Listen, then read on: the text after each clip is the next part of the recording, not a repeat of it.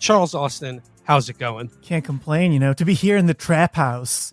You guys need to do that more often of coming up as the Chapo challenge here in the trap house. Like really lean into that, Well, sadly you can't join us in our famous trap house.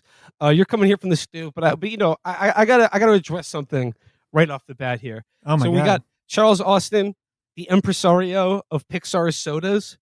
Right before we started recording, Charles, tell the listeners, what beverage did you choose to get for yourself? Uh-oh. I knew there was going to be controversy here. I've got a Waterloo sparkling water blackberry lemonade. Wow. It's just, I don't believe in anything anymore, but just listeners, what do I got here? Yeah, that's right. Oh my God. The real deal. See, here's the thing. You can't mix business and pleasure, right? If my business is sodas, then my pleasure has to be sparkling water. You can't use the stuff. It's like dealing drugs too. If you're a purveyor of this stuff, you can't touch it yourself, right? Never get thirsty on your own supply. Yeah, if I saw my kids drinking soda, I would send them to one of those wilderness programs where guys who got kicked out of the Marines sort of like yell molest them. I was not a soda drinker until I paid $30,000 to do a Navy SEAL divorce guy retreat weekend where I was abused for 48 hours by soda drinking warriors, and now I have the masculine confidence necessary to enjoy a diet soda every now and again. I love watching those videos because some of the stuff is taken from like Navy SEAL and like Marine stuff, and then other stuff like they just made up, and I can't figure out the utility of it. Like there's one where they all have to get into like a Rubbermaid tub full of water and then get out. And it's like a Mario Party mini game or something. Yeah. It's like I don't think the SEALs do that. Like, what part of training is that? What kind of operation do you go on where it's like, all right, we all need to get into the 30 individual rubber tubs? Navy SEALs have to stand on bumper balls and then knock each other off of a small little island and see who comes in first place. None of you fucking pussies are worthy of any respect until you all get in this phone booth. I heard that the woke military won't let them call it a Chinese fire drill anymore, even though it's a really important part of SEAL training. So yeah, Charles, it's great to have you with us on the show today. And I knew you were coming on Monday, so I'm like, what are some stories to fire the imagination? And I instantly realized that like two of the biggest internet and the internet personality stories over the weekend just directly reminded me like of a concept for an episode 1 episode. Yeah. And the first of which, a personality that does strike me as very E1 adjacent, or at least E1 character adjacent, is of course that the broader world of news consumers and internet browsers was introduced last week to the personality known as Destiny. Mr. Bennell, don't change the subject. If you don't know what you're talking about, at least have the humility. You talk about chapter 6. You don't know chapter 6. How close has 242 gotten to the Palestinians to peace? From tweet 5. You have no idea what you're talking about. It's just so embarrassing. At least have some humility. Between us, we've read maybe 10,000 books on the topic, and you've read 2 Wikipedia entries, and you start talking about chapter 6. Do you know what chapter 7 is? Answer me. In his 5-hour debate with Norman Finkelstein about Israel-Palestine. Now, I only became aware of what Destiny looked like a couple months ago, but I only became aware of what he sounded like last week when Norman Finkelstein was calling him, "Go back to Wikipedia. You're a moron and an imbecile." But like, I was of the clips I saw of that debate, and I say the clips I saw because I would rather saw off both of my feet right above the ankles than listen to more than 5 minutes of any debate, but that one in particular.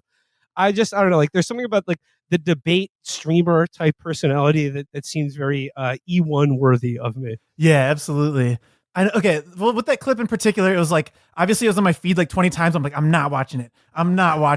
Okay, I'll watch 5 seconds of it. And then you guys are like, hey, do you want to talk about that? I'm like, fuck, okay, I'm going to watch a whole bunch of this shit now. Like, there's like a center of gravity around this type of thing that you just can't ignore at some point. And it just sucks that it works to Destiny's advantage, right? Now I have to know what his like shrill voice sounds like, you know? Like, yeah. It only benefits him. Even if everyone is like hating on him, he still just benefits from it. It's like such a common internet thing at this point. But yeah, that sort of just is like the economy of streaming. Like you know, either by hook or by crook, you get everyone to pay attention to you. And it sort of like doesn't matter what it's about. Like the previous thing that I've seen him in the news for was like he was in an open marriage and it ended really poorly. Which, like, I don't know, having like any type of relationship litigated in public sounds like horrible.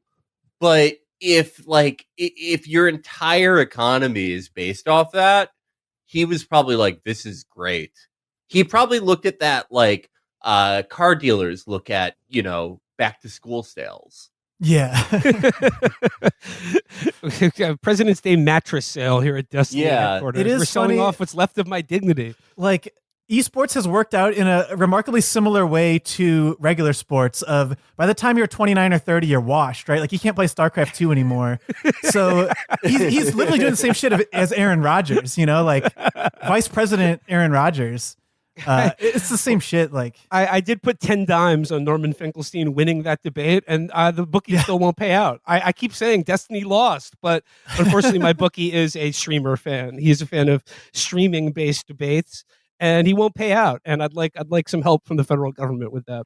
I think it sucks too that like it's so natural for every streamer to do this now that we have to hear from streamers again and again in the same way that we hear from other pundits of like, I wish we could at least just get back to like Joe the plumber style shit of let's have one plumber pundit. Let's have one like guy who works in an aquarium who we have to hear from. They have just as insane of ideas as Destiny does, right? But like, why don't we let them? Why don't we get a fisherman in the spotlight for a little while? You know? I don't know. I don't know if this is actually true or someone just like they're making it up. But I saw a poster for his next debate, ostensibly with Sean King, which like.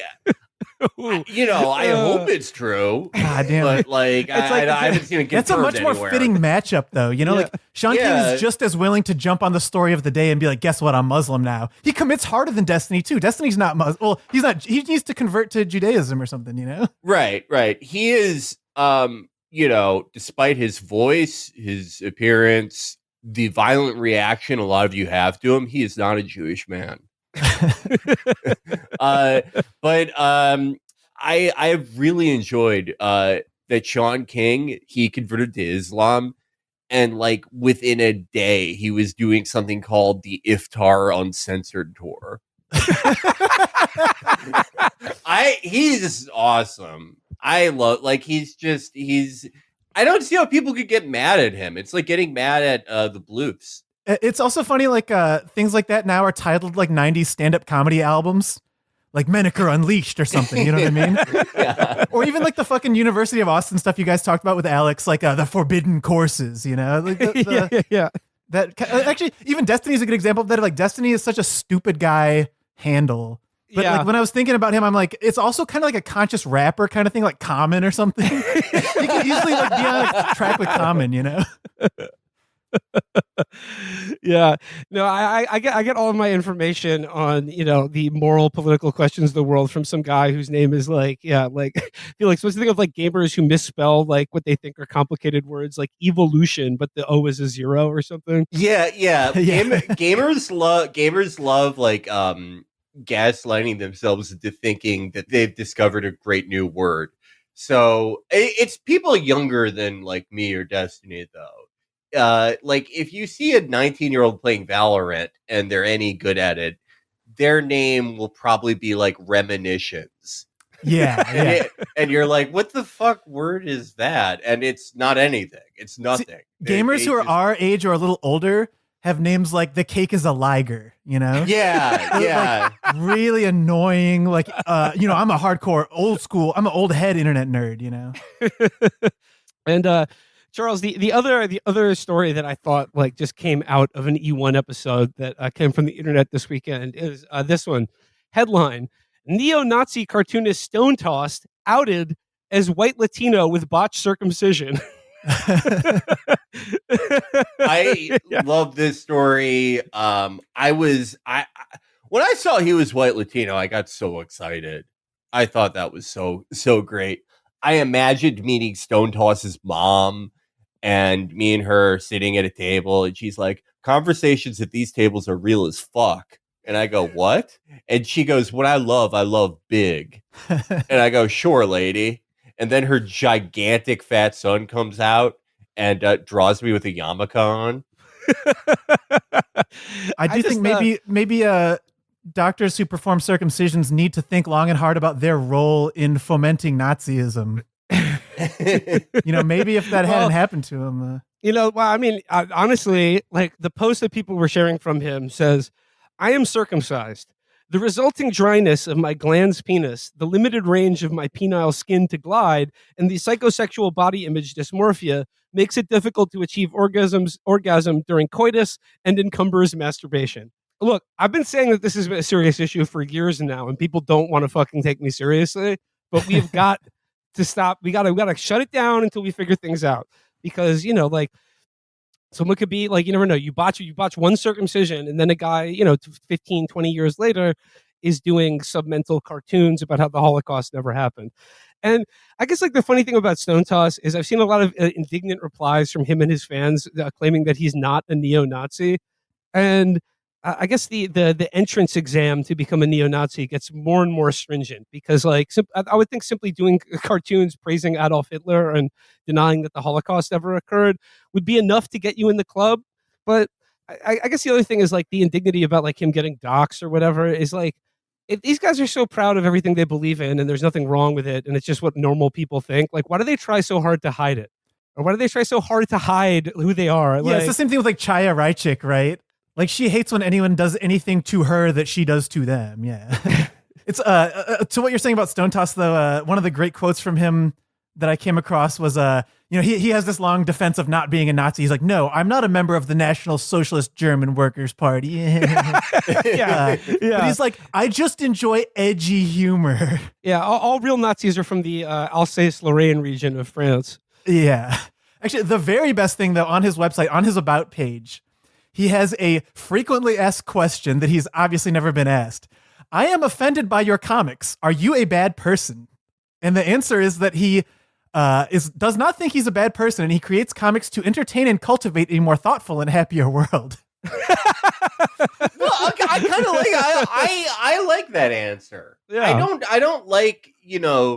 I've seen a lot of his strips. They have sort of like a penny arcade vibe to them. Totally, yeah. Really like the politics or whatever. I don't care. I'm not. He's no Ben Garrison. Politics. Yeah, I'm just looking for my penny arcade fix in 2024, and if that's where I have to go, then I'm going to go to Stone Toss.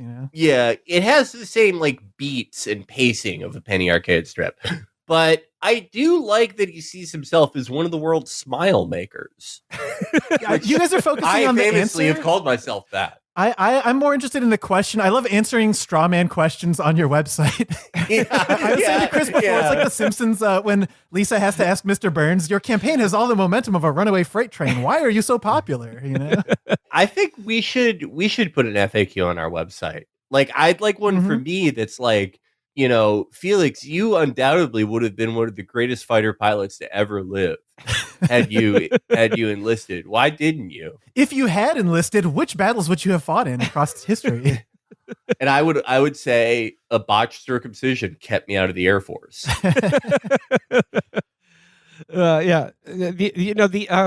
The ejection seat on the F-35 doesn't work if you've been circumcised. It throws off your body's yaw. That's and right. gain. There's some kind of like catheter or something you have to attach to your dick when you get in there. Well, yeah, it's pretty cold up there. Could cause some shrinkage. But I don't know, like Stone Toss, just draw better is what I would say to him. You can get over the botch. I would, your botch circumcision wouldn't haunt you if you were a better artist. That's what I'd say to him, because a lot of us have to deal with just setbacks in our lives, and we get better. Okay, I just found another paragraph on Know Your Meme. That was another thing I wanted to bring up about him. He previously worked as a security guard for a soy company. What? What? That doesn't sound very neo-Nazi of you. He was guarding all the soy. Yeah, he's like, we gotta I hope these mud people don't taint my soy that I'm giving to America's children. I do have to say, like, I couldn't tell if his circumcision was botched or he's just like, those are just like the normal. Yeah, right. Yeah, right. That's what his quote sounds right. like. Yeah, right. I do have to say, like, if your circumcision is legitimately botched, like if they fucked up, if you got someone in there who was like drunk or something and they just like cut off like the head of your cock, if you're anti-Semitic, I feel like you get a pass on that. Yeah. Like, you know, one of the few conditions where it's like, I get it, you know, this shouldn't have happened to you. But especially if you're not Jewish. Yeah, right. But it doesn't sound like that's what happened. I feel like if the Jewish people had legitimately cut his dick off either by accident or on purpose, that would be a more explicit theme in his works. Yeah, it's a tragic backstory that would have to come up at some point. Yeah. Yeah. I mean, there could. I'm just going to go on a limb here, and I say that I'm just going to guess that there are maybe other complicating health factors that lead to a difficulty maintaining an erection or achieving orgasm. Yeah. It's all that exposure to soy day in and day out. It's just like, yeah, he's worked in the factory so long it seeped into his pores. Yeah. Now he can't get his fucked up dick hard. I have to say, I would have never guessed what he looked like. How he looks is incredible. I love it.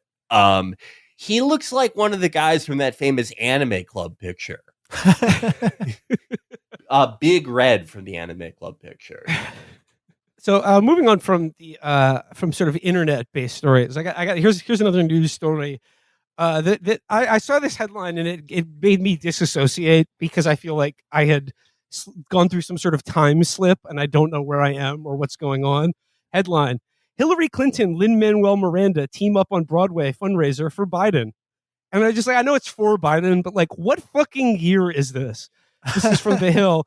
Hillary Clinton and Hamilton's Lin-Manuel Miranda are reportedly stepping into the spotlight for President Biden's campaign, hosting a Broadway-themed fundraiser together. The April 3rd event will be held at a performance of Suffs, the musical, which Clinton is co-producing. The New York Times reported Thursday, representatives for Biden's re-election campaign and Miranda didn't immediately return ITK's request for comment. The Broadway musical, which opens next month, follows suffragettes in the years leading up to the 1920 passage of the 19th Amendment, which granted women the right to vote. Former Secretary of State Clinton is a longtime Broadway superfan. In 2018, her political action organization, Onward Together, had a contest that awarded a winner a chance to join Clinton for a Broadway play and a Chardonnay. God damn. Okay, a number of things here, but the fact that Hillary Clinton is producing a musical called Suff about the suffragette movement is so good. Congratulations! Your first pickle. But isn't bitch a bad thing? That's what they want you to think. I'm a great American beach. I refuse to wear corsets and lace. I earn my own wages and burst into rages when men say no, you're the place. Suff. I hope there's a musical number where they're just all like, Suff. You know? Suff said. So, but to your question about who is this for in 2024, I unfortunately learned that recently, actually. I went to my dad's place like maybe a week or two ago, and they had like a hardbound Hamilton book. I don't know if it's like photos. I don't know what's in this book. But it's like some, probably expensive merch they bought when my dad and stepmom went to see Hamilton in the last couple of weeks. And they were like, it was amazing. And I was just like, oh, nice. And immediately let that conversation die. But that's who it's for, is like 65-year-old MSNBC liberals. But that's who's already in Biden's pocket. They're the most in his pocket of any group. So like, it's just hard to imagine that there's much to be gained by having Lin-Manuel Miranda out there on the trail, spitting bars for Biden. Bars for Biden. I mean, I hope there's some rapping in Suff the musical. Oh, there better be, yeah. I like the idea of someone who like loves Lin-Manuel Miranda, but is a Trump voter. Do you think that person exists? They've got to, right? There's got to be at least one. There's got to be at least a couple. Yeah, no. I mean, yeah, in the great tapestry of America. So maybe it's for that guy. I'm sorry. I get distracted trying to think of rap lyrics for Suffragette the Musical, and all I could come up with was if Cameron ghostwrote it, and all I could come up was the line Elizabeth Cady Stanton, hammers go Blampton. Here's another story that's a follow up on a story that we reported on the show, and by reported I mean read a news article about when it happened. This is a local story for me here in Brooklyn. The bling bishop who boasted of ties to Eric Adams is convicted of fraud. Now, I know some of you might be shocked to hear that the bling bishop has just been convicted of defrauding one of his parishioners out of $90,000 in life savings. But believe me, it's true. It says here, Lamar Whitehead, a Brooklyn preacher known as the Bling Bishop for his flashy luxury possessions, was convicted in Manhattan federal court on Monday of defrauding a parishioner and trying to extort a businessman while boasting about his ties to Mayor Eric Adams. The government said that Mr. Whitehead had persuaded a parishioner, Pauline Anderson, to invest about $90,000 of her retirement savings with him, and then had spent the money on car payments and goods from Louis Vuitton and Foot Locker. I was really blown away by this guy when I saw him and, saw what his entire thing is. I thought, this is like somebody that Dolomite fights. What's he doing in the real world?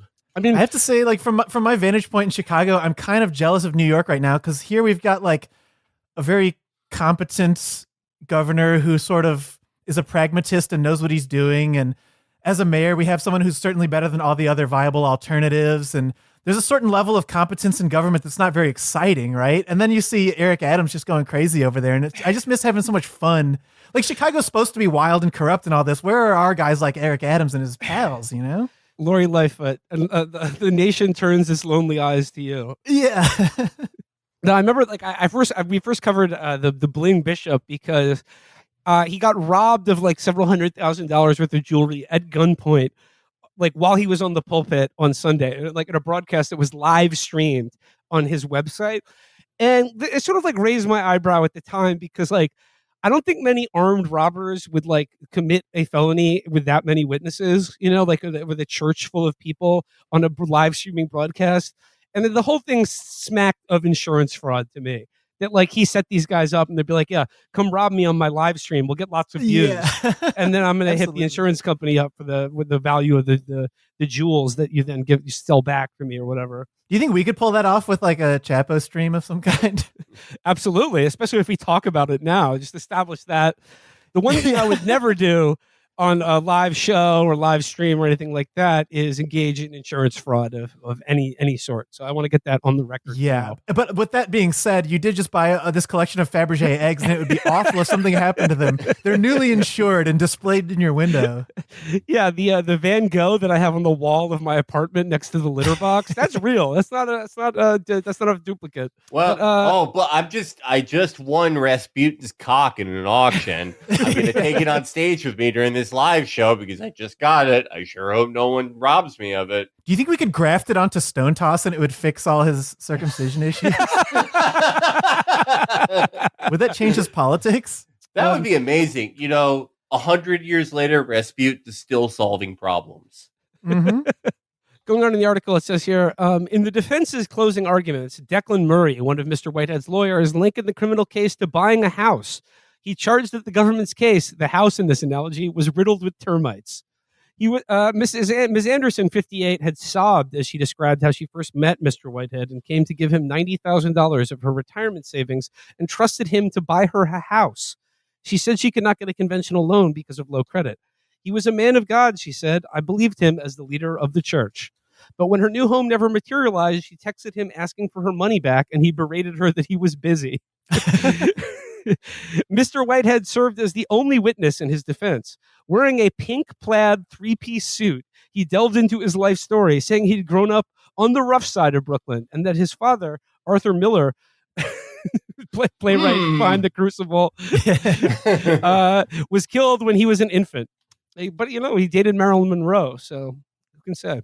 Mr. Miller was killed by the police in Crown Heights in 1978, leading to protests. But his daughter has questioned whether Mr. Whitehead is actually her half-brother. Mr. Murray shot back that Mr. Whitehead had only said he could get a meeting with Mr. Adams faster than most people, and that statement he contended was true. But prosecutors showed messages from Mr. Whitehead to Mr. Adams in early 2022 that went unanswered. So another New York City luminary is brought down by the long arm of the law. You hate to see it. This guy did like an Instagram live video where he's just driving around Brooklyn listening to Jay-Z. And I was like, this guy is going to be in prison within the next year.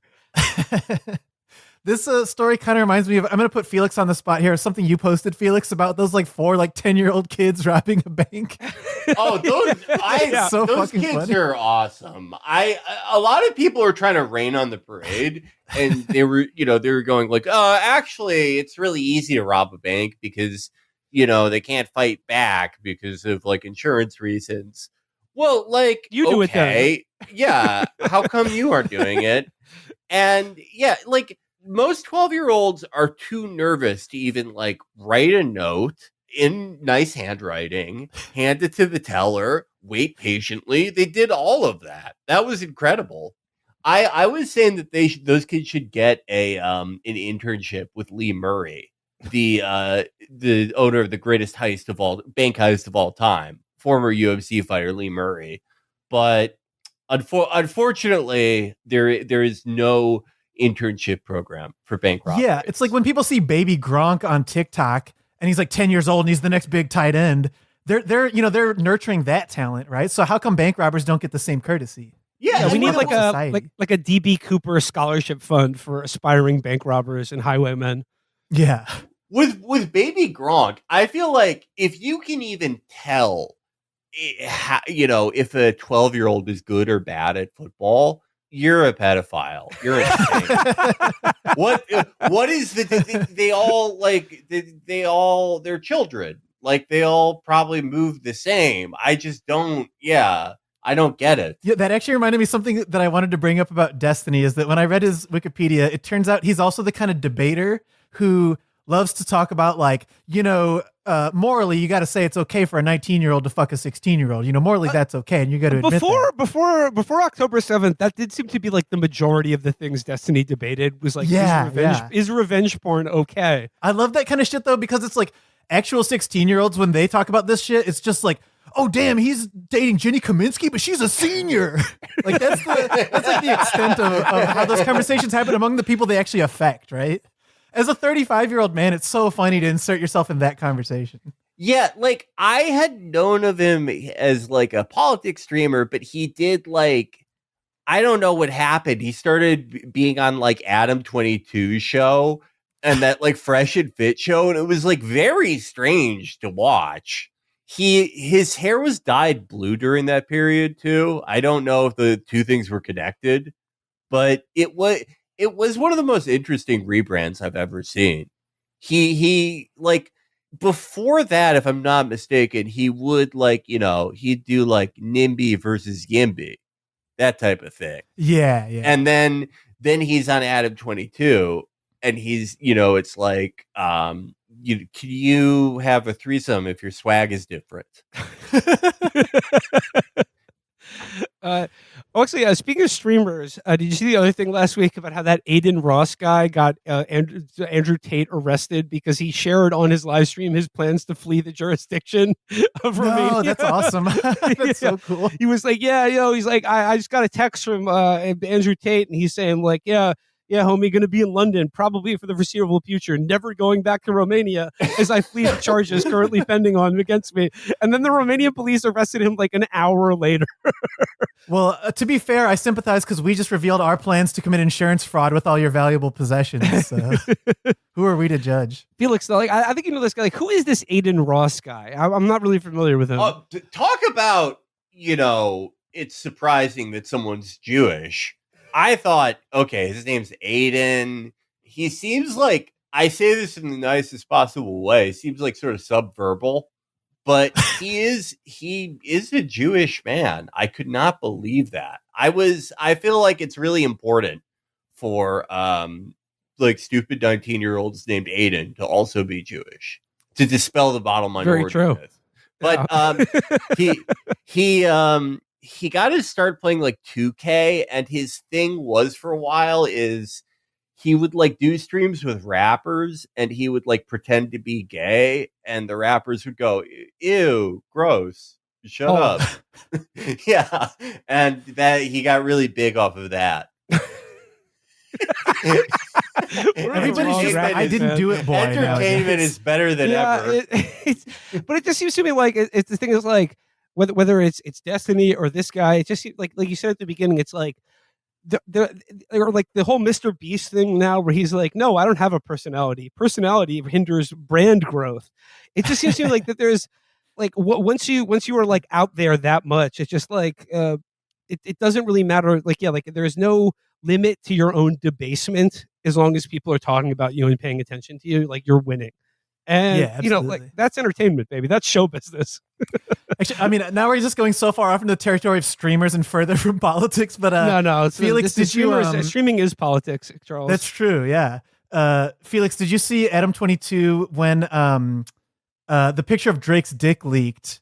And Aiden Ross was talking about it on stream, and Adam 22 had some of the most pathetic tweets I've ever seen in my life of, bro, you know I had some funny things to say about that. Why didn't you have me come on the stream? I was saying it looks like a missile, bro. Like, it's so, you know I had funny shit to say, bro. Like, I've been on hard times on my stream lately. Like, help me out, man. Yeah, that was, Adam 22 has, like, really been debasing himself recently. I think it is, like, a deliberate thing. Like, I don't know if it works or not, but he sounded like he was complaining about being not invited to like another child's birthday party, but it was just for like Drake's dick review. I've never felt more betrayed than when my friend did 6 hours breaking down what Drake's dick looks like and didn't get my zingers in there.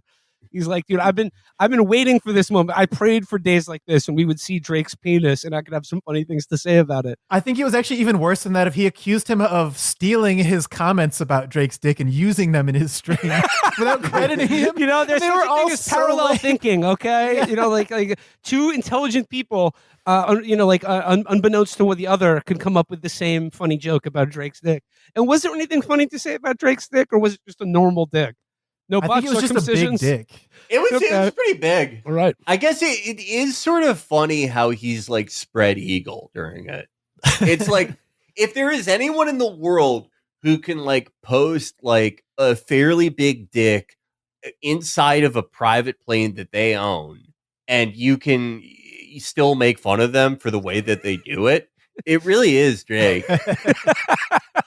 So, I mean, like, you know, but he's winning too. I mean, everyone was laughing, but like, come on, he's got a big dick in his own private jet. You know, what are you going to make fun of him for? Well, I mean, you know, the way that he's sitting, yeah. Ever since I left the city,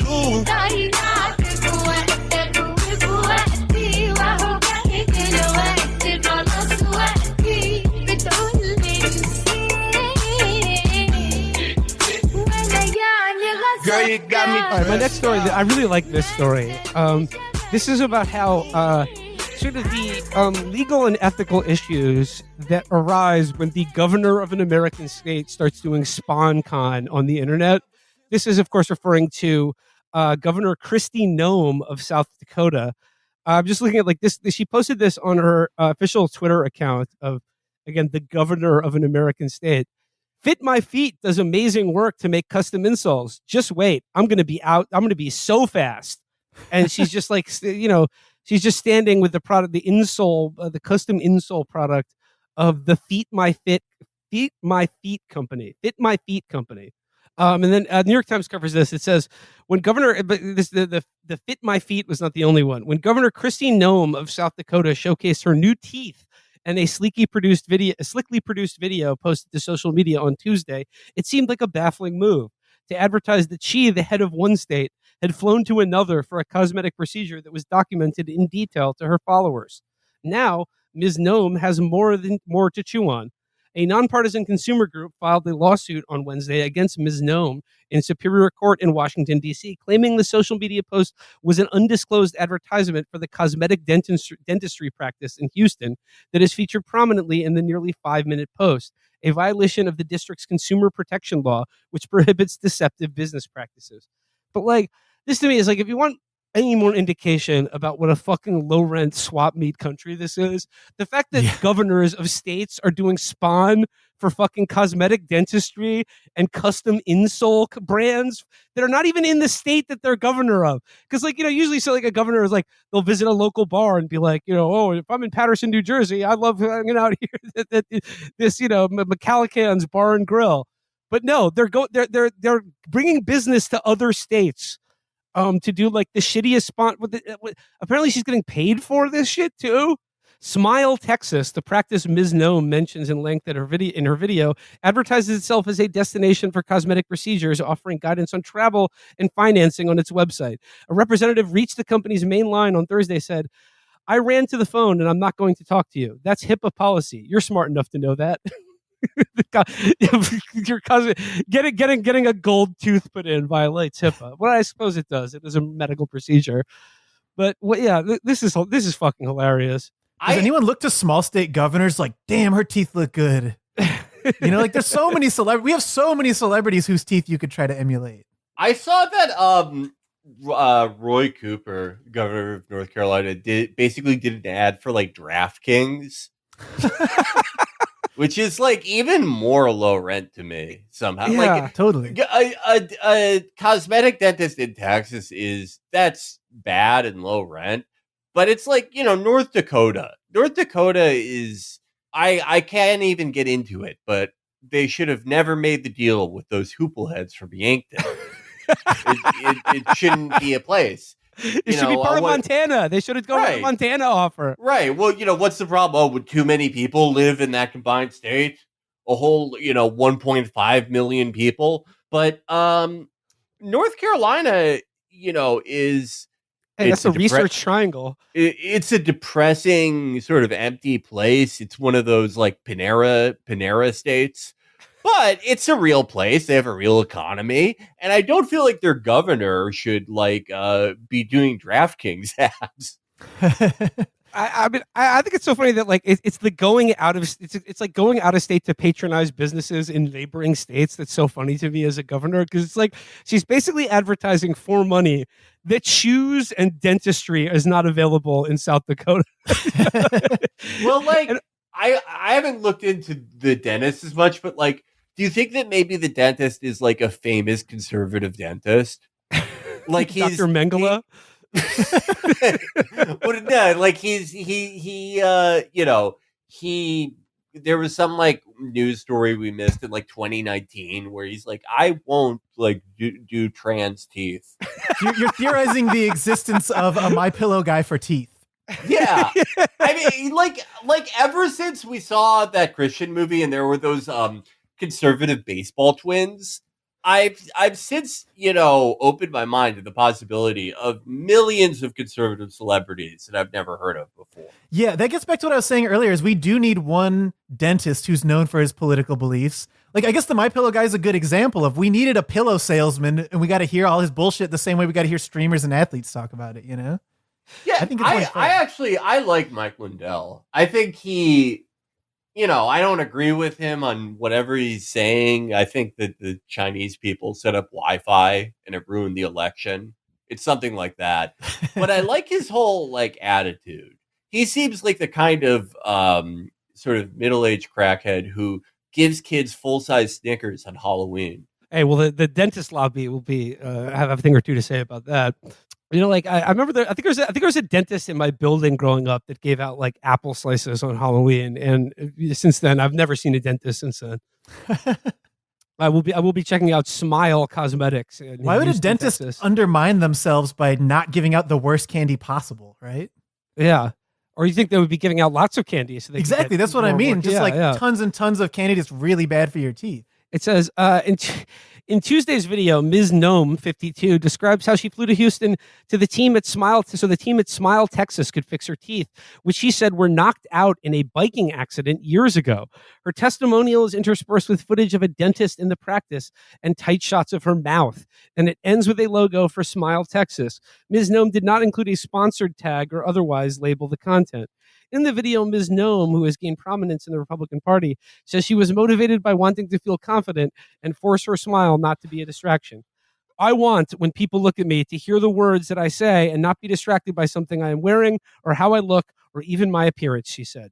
Wait, so she just like had all of her teeth knocked out for several years? Yeah, it's like, stop. Okay. Moving on to the next story I have here today.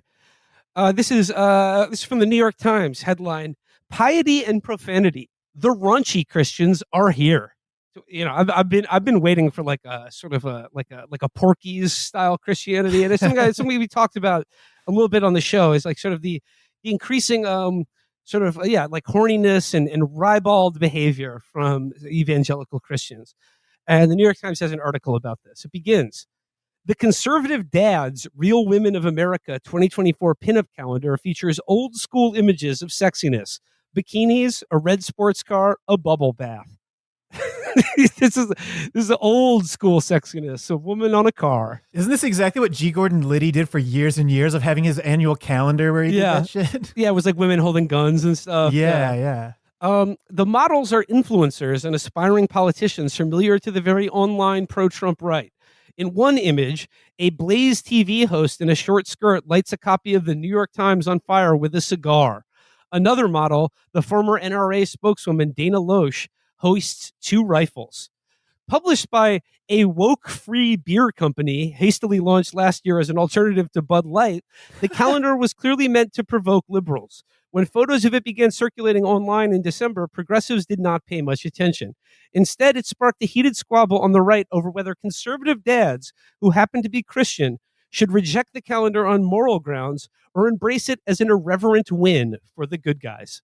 What do you think? Can Christian dads get horned up for babes and beer, or is that ungodly? I think it's more telling that they expect liberal guys not to like hot women anymore. Yeah. Like, where did that come from? I mean, it was just like, I think it came from like the sort of like unanimous sort of like just sort of like achieved at the same time a sort of like a collective unconscious rising that these guys have all decided that every attractive woman is actually washed and ugly. So, yeah. But like, I guess I'm concerned here, like that this is a calendar for conservative dads. Like, this is a calendar for 13-year-old boys. Like, if you have kids and you have a calendar that is like publicly displayed in your home or office that features like women eating hot dogs and smoking cigars, I don't think that's appropriate, regardless of who you are or how old you are. I mean, or rather, like, if you're past a certain age. Well, actually, I can think of one type of conservative dad who would put this up is a closeted one. Yeah. Lindsey Graham is like, y'all fellas seen Dana Loesch, Miss Conservative July. Matt Schlapp probably got 100 of these after his like 50th forcible hand job lawsuit. I love that this is put up by the woke free beer company too, because I guess like the woke free beer wasn't really moving units the way they wanted. So like, Sports Illustrated just shuttered. I think there's a gap in the market that needs to be filled here for boobage and babage, and I think the Christians are going to be the one to fill that hole. I do have to admire woke-free beer for deliciously satiring my beliefs. They skewered me so deftly. It says here, in another image, a crucifix hangs prominently on the kitchen wall behind a woman in a tiny skirt, apron, and platform heels. On the platform X, the model, Josie Glaybach, who goes by the Red-Headed Libertarian, said she was working to provide for her family and defended her conservative bona fides in part by referring to her family's Catholic faith. Using vividly vulgar language, she wrote that she doesn't care if the fact that I look hot doing any of this offends your senses.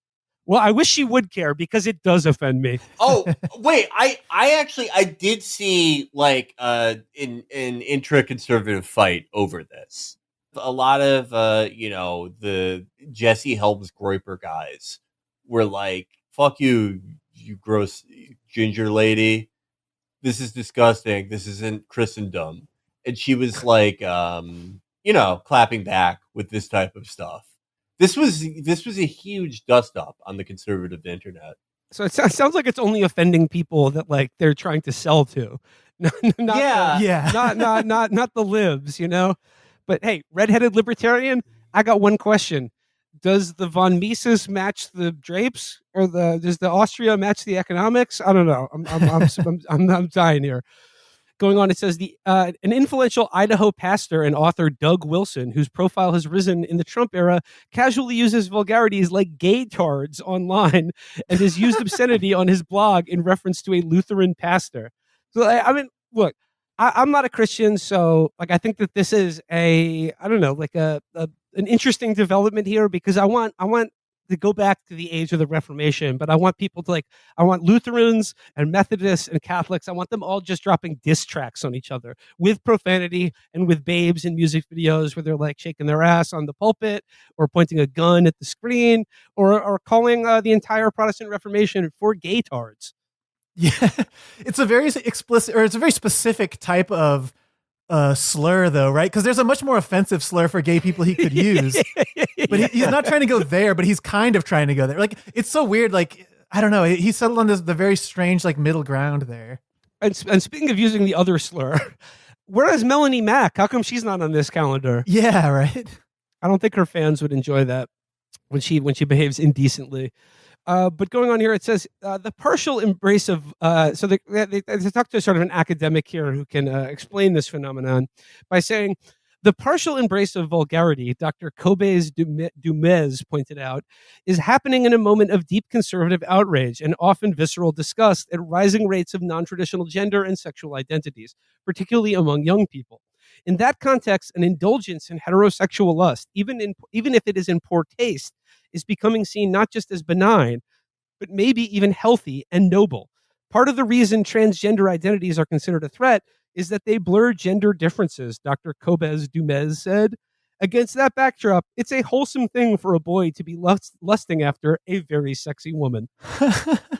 So, I mean, I think in a couple years' time, pornography, provided it is just guy-girl, not girl-girl, or like any other sicko combination of people or genders, just straight guy-girl pornography, I think is going to become a blessed thing, because it's they should teach brazzers in school. They're trying to take the phones away from kids so that they can't learn about heterosexual sex from brazzers.com. Yeah. But yeah, just horniness. It's not just for libs anymore. It's for conservatives too, provided it's woke-free horniness. I think that's a beautiful thing. Yeah, I want to see wedding rings in my hardcore scenes, and the wedding rings shared by the couple performing. Not no cheating. I don't want to see any cheating scenarios. I want to actually see the ceremony itself with an officiant who proves that they're legally able to marry couples, and then it gets onto the scene, you know? That officiant, Bishop Lamar Whitehead of Brooklyn. Yeah. Moving on, Charles, the one thing we wanted to talk to you about, because, I know, Unfortunate Kit, you guys are a big fan of the music producer and journalist Eric Alper. Oh yeah, he's great. Well, he's not even a producer; he's just a PR guy. Oh, right. He's a longtime Canadian music PR man who's become sort of a ubiquitous presence on Twitter. He's asking the questions that need to be asked, like what's a song that makes you feel happy, or a song that makes you feel sad. Could you and your friends listen to an entire album for $10,000? Yeah. But I know, Unfortunate Kit, you guys have you guys have dipped into the Alper well before. But if you had to describe Eric Alper to someone who's not familiar with him, what would you do? How would you describe him? I mean, the way he presents on Twitter is as just a complete cipher of, it is just like, what's your favorite song about a hospital? And it gets really specific like that because he's already asked, what's your favorite song that makes you happy, right? So it's like, what's your favorite song that happens on a wharf or whatever?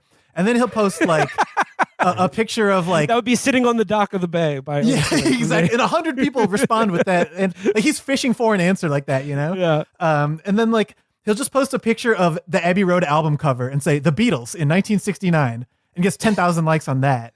But as the operation has evolved, I know me and Alex looked into this a couple years ago, but it was at least twice every hour, 24 hours a day. He's automatically posting this stuff. It never stops 24 hours a day. And I don't know, obviously the way he portrays himself is as a very happy-go-lucky guy who just loves all music and he loves talking about music and whatever. But obviously there's a very cynical operation that he's self-aware of, right? And as a PR person, our thought is that obviously he's trying to drum up business for his PR business by getting like 800,000 followers on Twitter, right? So me and Alex kind of like went through and looked at his list of clients and everything, and we found posts where he is trying to promote his clients, and those one get like 10 likes. And then he posts like Sticky Fingers album cover and it gets 20,000 likes. You know what I mean? Like if that's the strategy, it's not working. And also there's just like this cynical streak to what he's doing that he never really like admits, but I think he must be at least sort of aware that what he's doing is deliberately cynical. You know what I mean? You know, like I think something that cuts against him being deliberately cynical is how earnest and open-hearted he is by having one, by his guest choices on his podcast. And I'm referring, of course, would a cynical person invite Zionist warrior Eve Barlow on his show? I mean, exactly. This is I mean, like a cynical person would choose a guest that people like and want to hear from on a music-related podcast.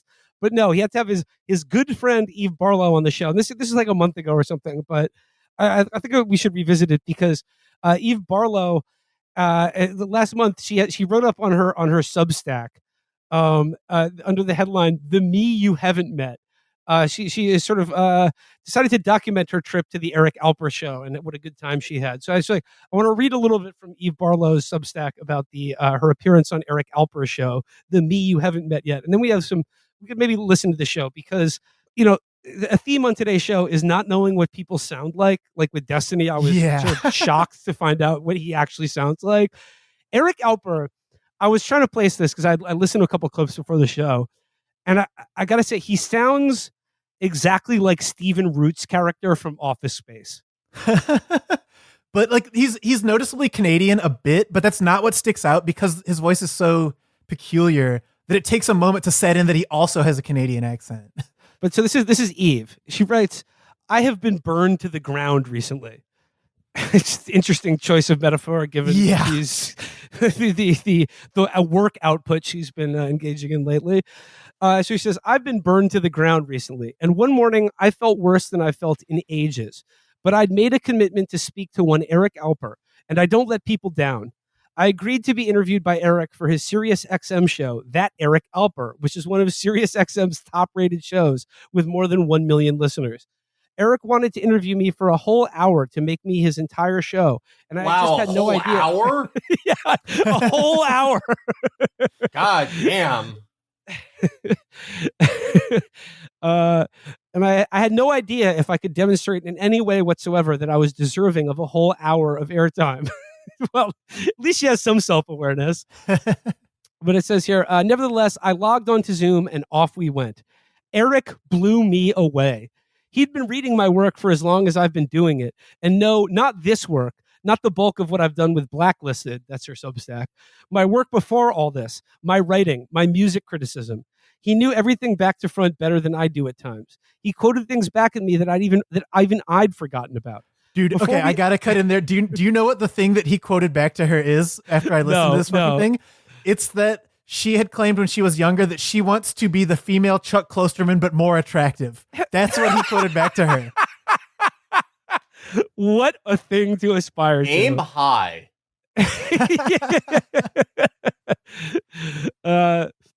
Before we agreed to do this, we were talking about my interview with his former client, Sinead O'Connor.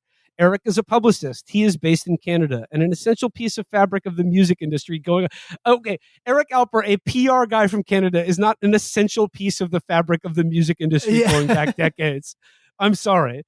He's based in Canada and is an essential piece of the fabric of the music industry going on decades. He's represented everyone from Jerry Lee Lewis to DJ Khaled, from Smashing Pumpkins to Snoop Dogg. Eric Alper actually stabbed G-Unit at the Source Awards. And guess what else Eric is? He's a proud Jew. Over the course of an hour, Eric just gave me the best therapy I could have right now. We talked about things I haven't been granted the air to talk about for years. We discussed my early Tumblr days, my reaction to getting hired as a 25-year-old pretender who would be at the helm of the biggest music magazine. What is it like being on the scene in London in the late 2000s? The early days of Twitter and being a troublesome brat. How much I miss the debauchery and ridiculousness of it all. We talked about what great music journalism is, why the British press was the best, and what's missing today in culture. And then, of course, we get into October 7th and why I'm doing all of what I'm doing now. This sounds like a great interview. I love how antiquated it is to be like, yeah, I'm a rock and roll journalist. Yeah. She's like the kid from Almost Famous, but she started doing it at 25 rather than 14. Yeah, totally. She was, that's how she's making it sound. I was a 25-year-old music review prodigy. Yeah. I was a 25-year-old music listening prodigy. People were saying I was almost as thoughtful as Chuck Klosterman. The interview is great, though. Like, it starts off so... He just keeps giving her softballs where he's describing how I told a few people I'm interviewing you, and they all wanted me to tell you thank you. Thank you for what you're doing. Do you get that a lot? And she's like, yeah, I do, actually. Hey, Chris, can we hear that? Can we hear just like the first 2 minutes of part one? Because that part was... Because I want our listeners to hear a little bit of Eric Alper.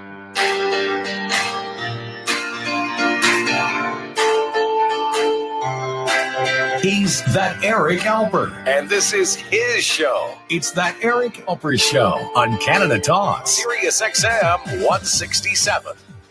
Welcome to the program. This is a special edition of That Eric Alper Show, because normally, if you've heard the show in the past, I have a number of guests on here. My red stapler. All musicians, or maybe talking about their music books. But this one is a little bit different because it's one guest for the entire hour.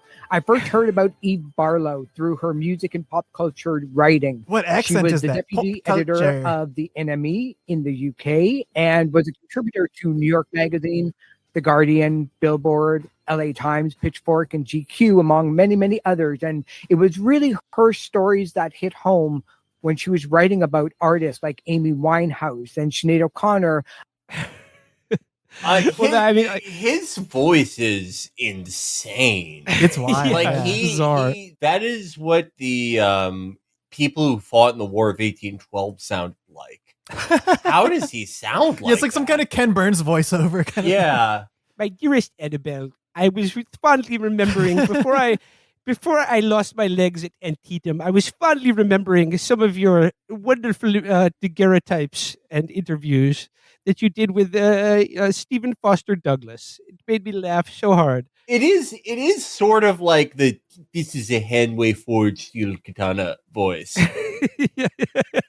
I think the best thing about this interview, though, is that I think that Eric Alper bit off more than he could chew with all the Zionism stuff, because they talk about music for a while, and it's pretty anodyne for about half of it. But then in the second half, she goes on a rant, like seriously, at least 10 straight minutes without him saying anything more than mm-hmm or yeah, for a very, very long time, saying Zionism is extremely progressive, and just like all this stuff that's like hard to listen to because it's so just fucking absurd.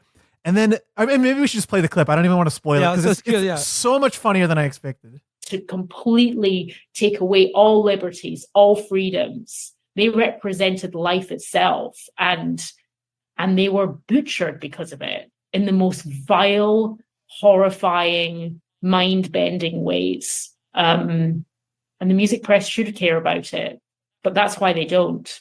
Do you miss music writing? Yeah.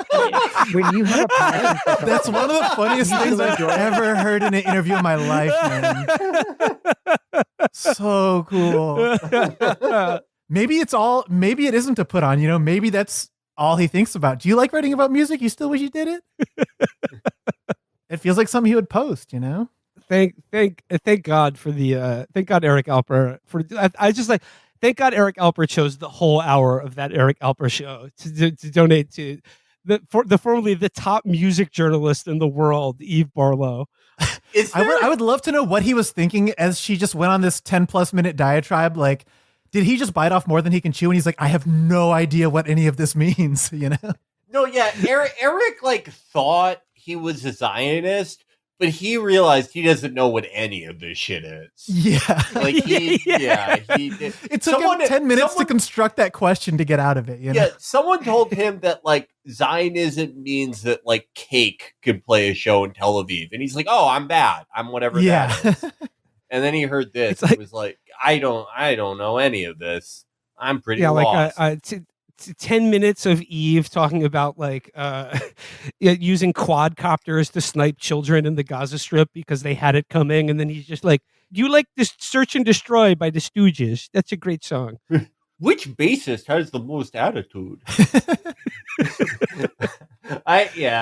Is there any format on Earth as grim as satellite radio? It really depresses snuff film radio. I was kind of surprised just by how shitty the audio sounds. I kind of assumed he had access to like at least enough money to have the same microphone I have or something. That's what's sort of amazing about it. I have been on satellite radio. I like hot shot. Yeah, well, I don't know. I just want people to know about it. But look, Anthony Cumia is still pretty funny. Okay, yeah.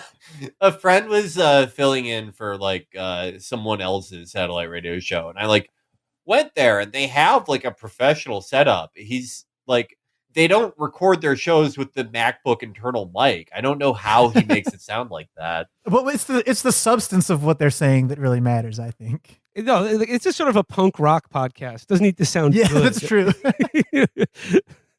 Well, Charles, I want to thank you for joining us today. But before we go, I know you are the creator, the man behind the scenes of Pixar Sodas and the great E1 podcast with Andrew and Branson. But you guys are cooking up something new and marvelous, and I'm wondering if you could give us a little preview. Of absolutely. The E1 so boys next week, some fire you guys got coming out. I think the plan next week is on Wednesday night. They added some shit on Patreon where you can like kind of do the YouTube thing of having a live chat as you debut an episode. So we're going to try that on Wednesday night next week for this scripted episode called The Ballad of Brewer Grouse, which it started as a parody of Inside Llewyn Davis, but it immediately got so stupid that you can barely call it that anymore. That's the E1 that I know and love. Yeah. But it's going to be a lot of fun. We have like a half dozen songs in it featuring Branson. You love to hear Branson singing, you know. There's me on a few of them. We got the incomparable Nate Roos from Fun on a few of them. And then we also have Lisa Vitale, who she has a pop band called Terror Jr., and she's also sung on a Dolly Parton record, so you know she's cool. Excellent. And Dolly advocated for her to get on there, so you know she's got the Dolly cosign. Hell yeah. I think it's going to be a lot of fun. It'll be on the public feed on Thursday next week. So. Excellent. And if you're not already an E1 or Fortune Kit subscriber, please go ahead and do so. And also check out Charles's band Solops, which is also just part of the panoply of his many talents. Indeed. But can you play us out with with a little preview, a little song you got cooking up? Yeah. So we got a song from the episode. This one's my character, who's sort of a straight up Bob Dylan ripoff. But the song itself is like a pro-war early 60s folk song. I'm going to assume that's Let's Start a War on Christmas Island. Yeah.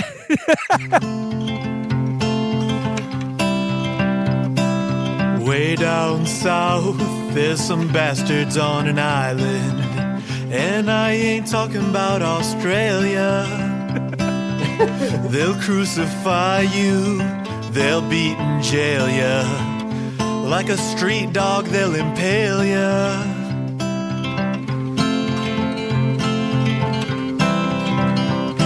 They say that war is crazy, but I disagree. It makes the most sense to me. No one wants to know the truth and hear my brave message. Let's teach those bastards a lesson.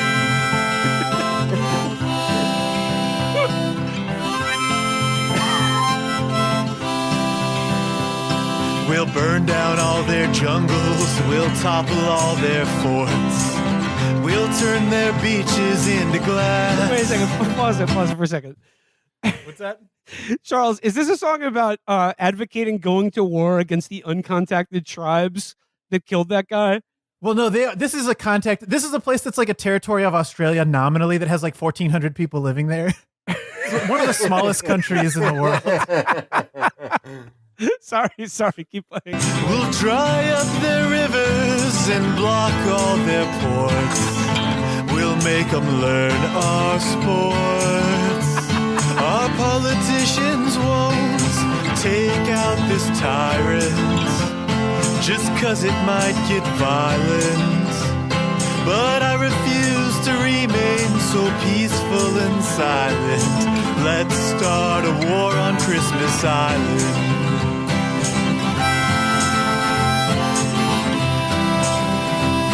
They've got a population of 1,402.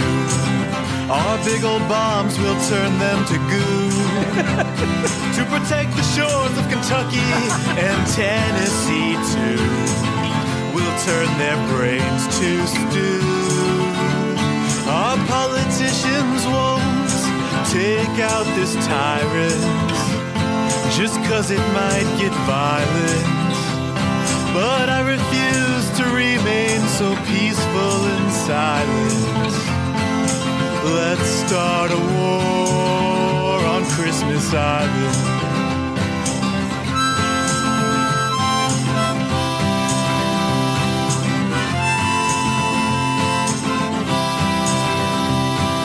No one wants to know the truth and hear my brave message. Let's teach those bastards a lesson.